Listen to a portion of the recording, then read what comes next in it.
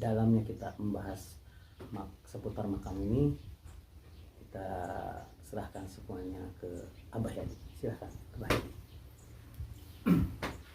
Ya, terima kasih.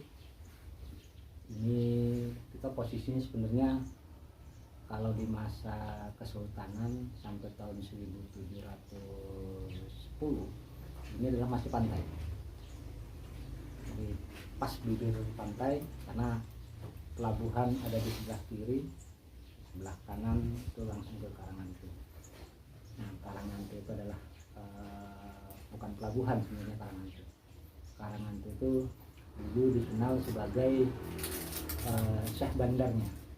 Jadi urusan tentang dunia pelabuhan itu di Karanganyuh untuk administrasi segala macam. Tapi untuk pelabuhannya itu ada di wilayah ini. Nah, di belakang ini kelenteng Spelwijk. Nah, kelenteng yang sekarang kita lihat yang samping Spelwijk itu adalah dulu konjen Inggris dan konjen Prancis. Kalau kita melihat dari peta yang terbit tahun 1720, peta Srosoan, peta kota Banten, sehingga wilayah yang sepanjang dari Kelenteng sampai ke Karanganyuh, yang jalan Kelenteng Karanganyuh itu adalah benteng kotanya dulu. Nah, sekarang ini jadi makam. Orang dulu mengenalnya ini Buyut Tantel. Ya, Ki Buyut Tantel. Buyut Tantel. Yang di bawah pohon asam. Terus juga banyak juga mengatakan juga ini makamnya Tubagus Buang. Jadi Tubagus Buang itu sebenarnya banyak. Jadi bukan satu juga. Generasi pertama Tubagus Buang itu di masa Sultan Jenal Sultan Jenal Arifin. Tubagus Buang yang yang melakukan perlawanan kepada Ratu Syarifah di tahun 1748. Itu dengan Kitapa dibuang ke Bogor, kemudian melakukan memiliki pasukan bawah tanah. Markas pasukannya itu ada di antara Ludiang, pusatnya di Gunung Munara yang ada di Bogor. Dan itu banyak tertulis di dokumen-dokumen Eropa, termasuk juga di manuskrip lokal. Nah, setelah itu karena kemudian meneruskan kesultanan itu ke Sultan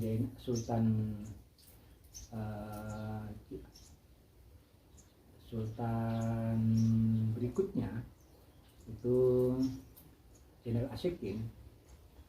Nah, sehingga Sultan Jenderal Ashikin ini mulai ada pergolakan politik, karena ketika setelah Sultan Jenderal Arifin, konsensusnya harusnya Tubagus Buang ini yang harusnya jadi sultan, karena sultan ini dibuang masa sebelum ini ada pergolakan politik internal.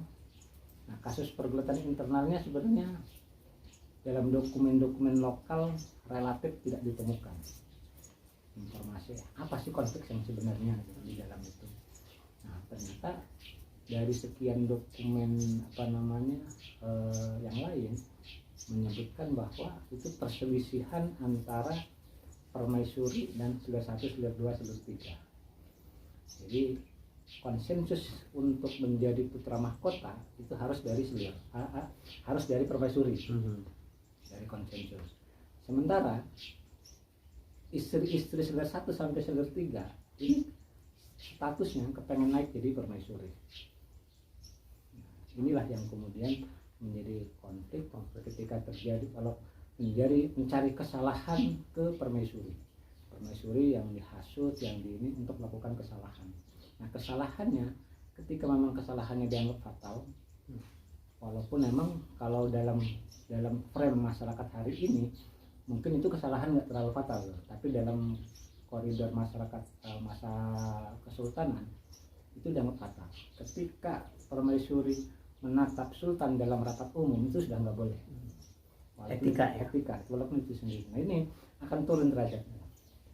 Nah, ketika turun derajat, maka putra mahkota yang seharusnya naik menjadi putra mahkota, nah inilah yang dibuang, dipindahkan keluar daerah, keluar wilayah kota keraton, sehingga tetap dengan beberapa fasilitasnya.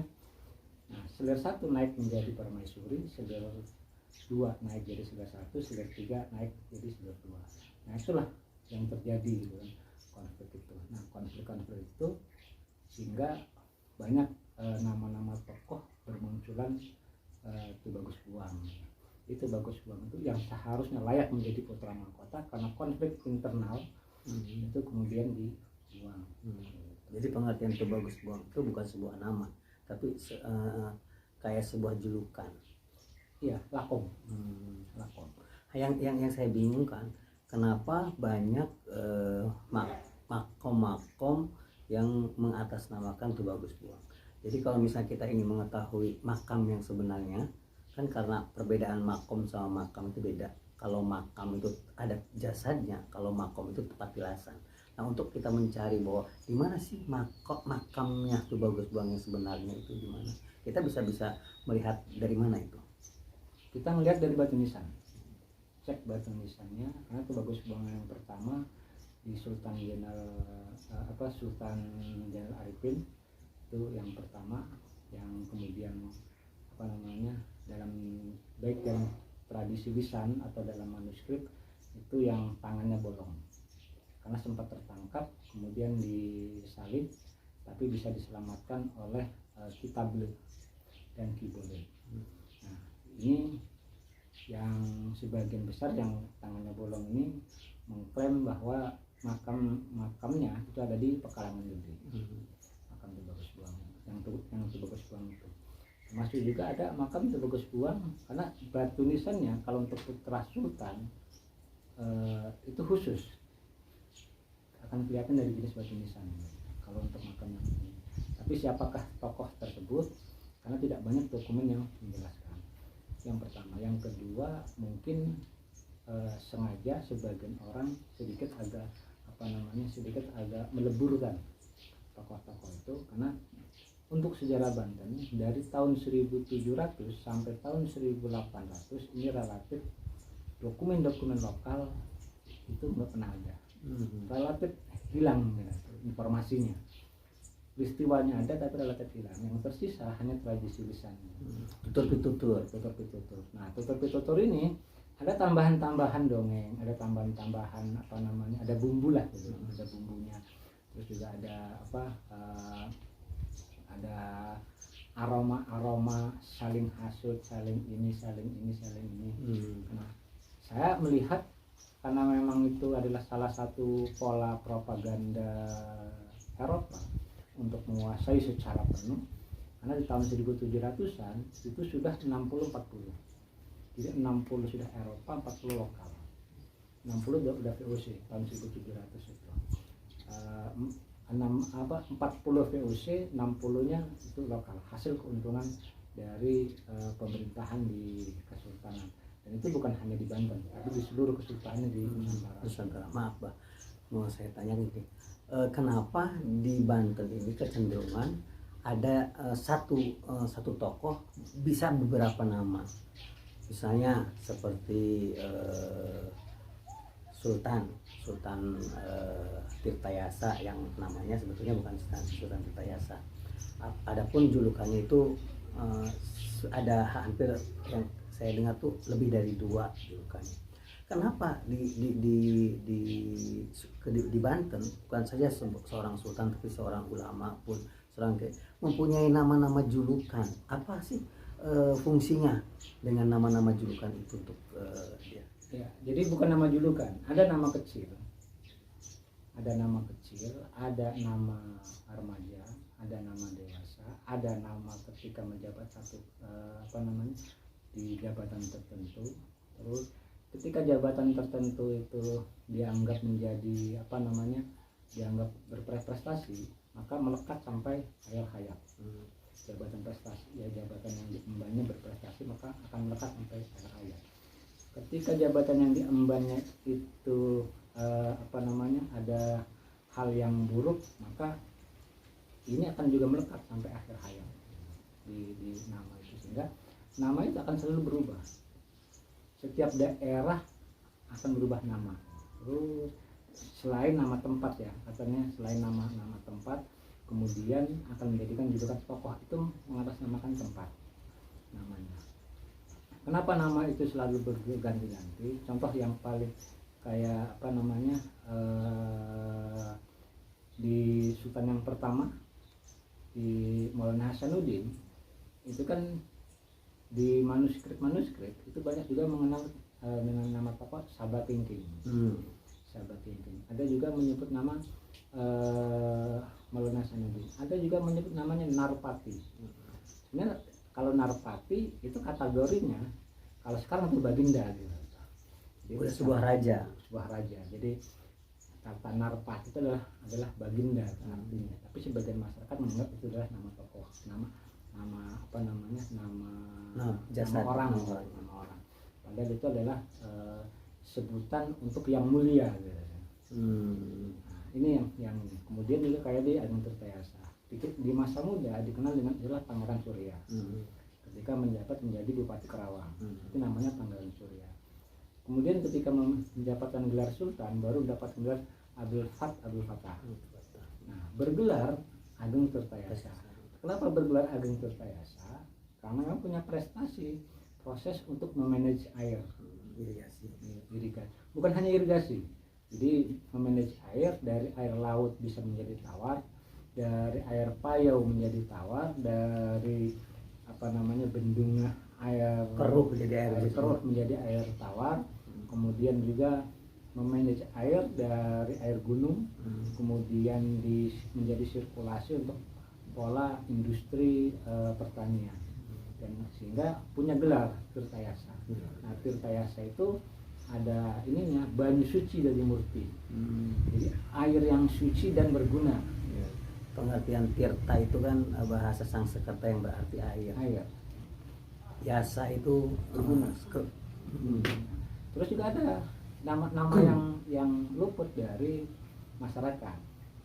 Bergelar juga tokoh banyu suci dari murti. Itu juga ke Ageng Tirtayasa. Di mana itu adanya? Karena saya juga baru dengar itu. Ada di manuskrip. Ada di manuskrip banyu suci dari murti. Jadi orang yang sehingga kalau diartikan dalam makna konotasi hari ini itu sebagai tokoh yang mampu memanage air. Oke, untuk kuburan yang sekarang kita ada di sini, seperti di sini ada kuburan Panglima Kumbang, Tubagus Buang, terus ada Nyimas Melati, terus ada itu apa?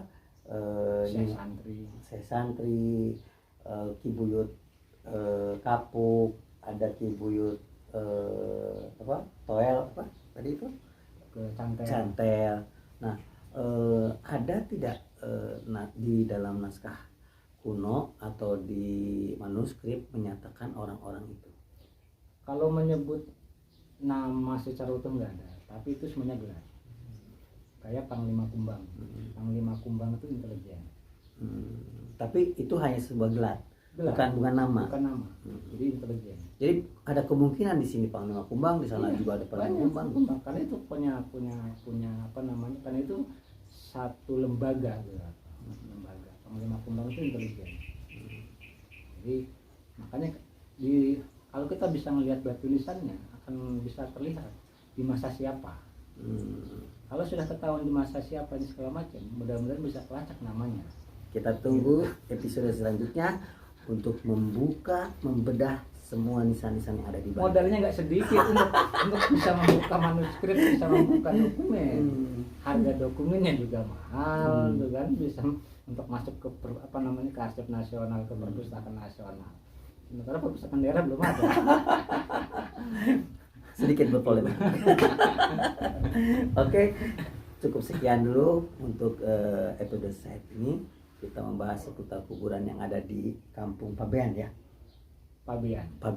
Untuk selanjutnya atau juga Pamarican juga. Oh, Pamarican masuk juga. Iya.